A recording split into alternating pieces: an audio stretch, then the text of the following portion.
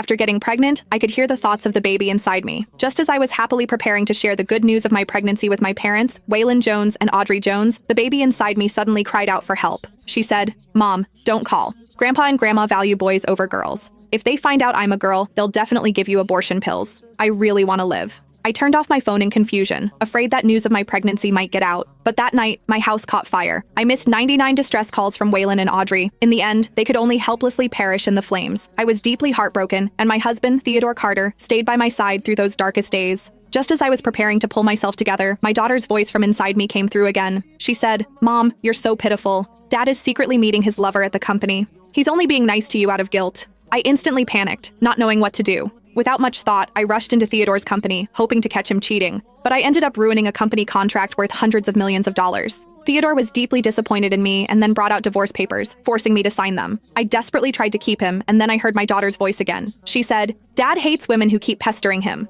Mom, if you let go in time, Dad will come back begging for you after a while. Mom, don't be foolish. Leaving without taking any property during the divorce is the best choice." In the end, I listened to my daughter and chose to leave the marriage without taking any property. But when I became very poor and had to sleep on the streets, Theodore quickly married a girl who looked 70% like me. Moreover, at his wedding, every word he said blamed me for leaving so heartlessly back then. I cried as I went to find Theodore, but I was shattered by a red light running truck. As I was dying, I vaguely heard my daughter's laughter. But even until my death, I couldn't understand why my daughter wanted to harm me. When I opened my eyes again, I was back on the day I found out I was pregnant. The doctor happily patted my shoulder and said, "Ms. Jones, congratulations. Your 38th IVF attempt has finally succeeded. Quickly call your family to share the good news." But I stood there frozen like a stone. I was reborn, back to the day I just found out I was pregnant. I reached out with trembling hands, covering my lower abdomen with my palm, cold sweat covering my forehead. Sure enough, just as I expected, the next second, I clearly heard the voice of the child in my belly. She said, "Mom, please don't call Grandpa and Grandma.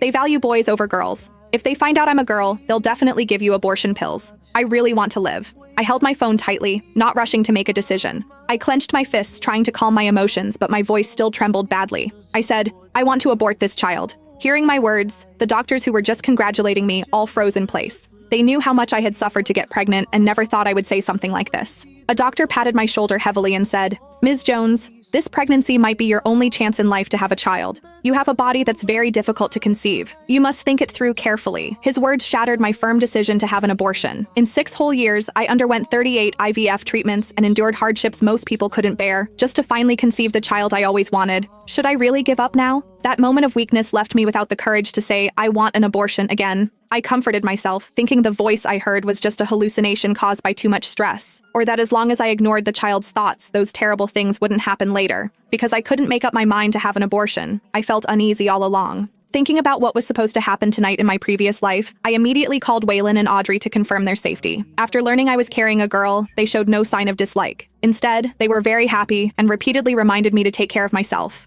However, their passing in the previous life left a deep shadow on me, so I still couldn't feel at ease. After leaving the hospital, I immediately drove to Waylon and Audrey's house. As long as I don't follow my daughter's thoughts, I definitely won't repeat the tragedy of my past life. After seeing Waylon and Audrey, I immediately checked for any gas leaks in the house, turned off all potential fire sources, and even took away all the lighters and fireworks. Only then did I feel relieved. The daughter in my belly kept urging me through her inner voice to leave quickly, worried that if I stayed overnight at Waylon and Audrey's house, they might secretly give me abortion pills. However, I pretended not to hear and insisted on staying at Waylon and Audrey's house for one night before leaving. Just when I had a peaceful night's sleep, thinking things would turn out differently, the same fire as in my past life still happened. Waylon and Audrey set up a charcoal grill in the yard early in the morning, saying they had to make my favorite charcoal grilled ribs. However, the grill was accidentally knocked over, many burning coals scattered on the ground, instantly igniting an unstoppable fire. I desperately tried to save Waylon and Audrey, who had difficulty moving. But in the end, because I was too weak, I could only watch them perish in the fire. I couldn't understand why, despite my efforts to avoid everything from the previous life, Waylon and Audrey still ended up painfully dying in front of me because of my stubbornness. I thought, if I hadn't stayed here for the night, would Mom and Dad still be alive? I was in deep pain, blaming myself for everything. I started becoming depressed, anxious, and easily irritable like in my previous life. Theodore still took care of me attentively, just like before. I knew I couldn't stay down like in my previous life, so I quickly adjusted my mood this time. I no longer held Theodore back at work. Instead, I offered to join his company and help ease his burden. But the voice of my daughter in my belly still didn't stop. She said, "Mom, you're so pitiful, doing housework and working at the same time. But Dad can shamelessly have an affair at the office. Mom, if you just go upstairs to the conference room, you can catch them in the act." My daughter in my belly pretended to feel sorry for me while repeatedly repeatedly urging me to go upstairs, but I felt no emotion at all and just let out a cold laugh. I would never be foolish again and ruin my marriage. I didn't take a single word she said to heart. I sat coldly in the office with no intention of getting up to catch anyone and continued focusing on my work. A few hours later, people gradually came out of the conference room. Theodore happily signaled to me that the contract had been finalized. Looking at Theodore, who was full of love for me, my tense heart gradually relaxed. In this life, I didn't lose my temper or cause trouble. I finally preserved my happy marriage. Over the next month, my daughter in my belly kept urging me to catch someone cheating. I ignored it all. Just as I was relieved that I had changed my life, Theodore and I argued again. To avoid the cheating time my daughter mentioned, I always deliberately delayed going upstairs, not wanting to run into Theodore. However, I delayed submitting an urgent contract, causing Theodore's nearly finalized deal worth hundreds of millions of dollars to be canceled. Once again, I caused a huge loss to the company and became the culprit in the entire company. The employees called me an idiot, saying I forced them to quit and look for new jobs. Theodore also blamed me. You don't take your work seriously, that's why such a big mistake happened. Every time I ask you to work in the meeting room, you keep making excuses. You haven't shown any sincerity to me or this company. Now with this outcome, are you satisfied? I've had enough of you. Let's get a divorce. I completely broke down and my inner defenses were utterly shattered. I was desperately trying to avoid what happened in my past life, but in the end, I still caused the company to lose a lot of money for other reasons, making Theodore disappointed in me and asking for a divorce. It feels like all my efforts are a joke, and everything happens one after another, like a pre-written script beyond my control.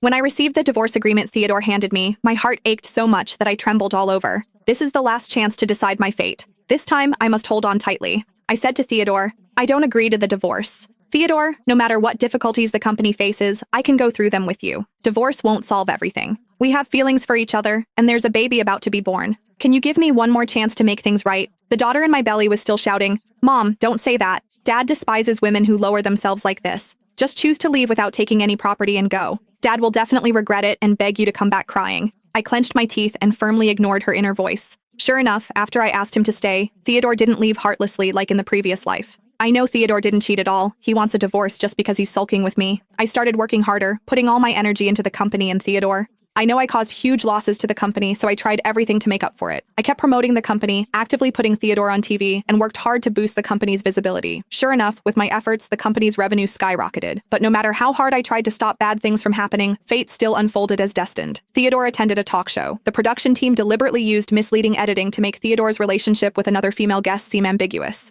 This led to fierce online criticism of Theodore, and the company's shares plummeted. In the end, only a fake divorce between Theodore and me could save this crisis. I had no choice, and just like last time, signed the divorce agreement. To silence the media, I moved out overnight and stopped contacting Theodore. But on the day we agreed to remarry, Theodore never showed up to see me. I was very nervous. At that moment, I heard my daughter's inner voice again. She said, Dad is now getting ready to marry another woman. Mom, if you have any self-respect left, you should take me far away. I don't want a dad like that. If you humbly go back to beg him, I won't acknowledge you as my mom anymore. Hearing the news that Theodore was preparing to remarry, my mind went blank. Reason told me I should quickly pull myself out of this relationship, but instinctively, I wanted to do the opposite of what my daughter said. Without hesitation, I hailed a cab and went straight to Theodore's wedding venue. Just 2 months ago, I still had a happy family and marriage. But ever since I got pregnant, Waylon and Audrey died, and the man who once promised to love me forever is now marrying another woman. I know I might not escape the same fate of death as in my past life, but still, I want to make one last struggle. At the wedding venue, Theodore looked at me with disgust. He said, I hate women who cling.